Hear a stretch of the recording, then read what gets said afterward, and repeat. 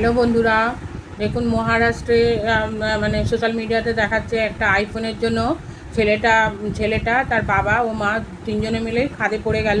ছেলেটা মানে ভয় দেখাচ্ছিল যে আমাকে আইফোন কিনে দাও, নাহলে আমি মানে মৃত্যুবরণ করবো। বাবাটা বাঁচাতে গিয়ে বাবাটাও মারা গেল, তারপরে মা।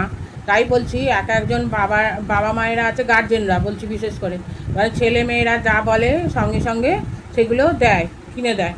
হ্যাঁ, ধরুন একজন বাবা হয়তো 1,00,000 টাকা মাসে ইনকাম করছে, তাদের ছেলেমেয়েরা যা ব্যবহার করবে, মানে যা কিছু ব্যবহার করবে, স্কুলে নিয়ে আসছে আইফোন মানে নানা রকম, সেগুলো দেখে দেখে অন্য অন্য ছেলেমেয়েরা সেটা কেনার চেষ্টা করে। কিন্তু তাদের হয়তো বাবার হয়তো 30,000 25,000 টাকা মাইনে মাসে, হ্যাঁ, সেইটা তো দেওয়ার ক্ষমতা থাকবে না, তাই না? একটা আইফোনের দাম 1,70,000 80,000 টাকা। এবার হচ্ছে অনেকের বাবা মারাও আছে যে ছোটোখাটো জিনিস ছেলেমেয়েরা চাইছে, সঙ্গে সঙ্গে দিচ্ছে। আবার আরেকটুখানি মানে নিজেদের সামর্থ্যের বাইরে গিয়েও অনেকে করছে, মানে দিচ্ছে। এই করতে করতে তাদের চাহিদাও বেড়ে যায়। সেই জন্য তারা স্কুল কলেজে গিয়ে দেখছে যে আইফোন ব্যবহার করছে আমাদের বন্ধুরা, আমিও চাই।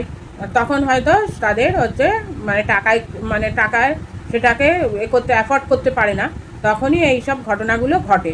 তো মহারাষ্ট্রে এরকমই ঘটনা একটা ঘটেছে, সোশ্যাল মিডিয়ায় দেখাচ্ছে। ছেলেটা আইফোনই চাইছিল, বাবা হয়তো দিতে পারছে না, বলছে যে হ্যাঁ দেবো, সেই বাঁচাতে গিয়ে মানে ছেলেটা ভয় দেখাচ্ছে যে মারা যাব, মানে সুসাইড করবো। বাবাটা বাঁচাতে গিয়ে বাবার ছেলে দুজনেই পড়লো, তারপরে মাও। তাই বলছি একটা আইফোনের জন্য 3টে প্রাণ নষ্ট হয়ে গেল, সেটাই বলছি এখনকার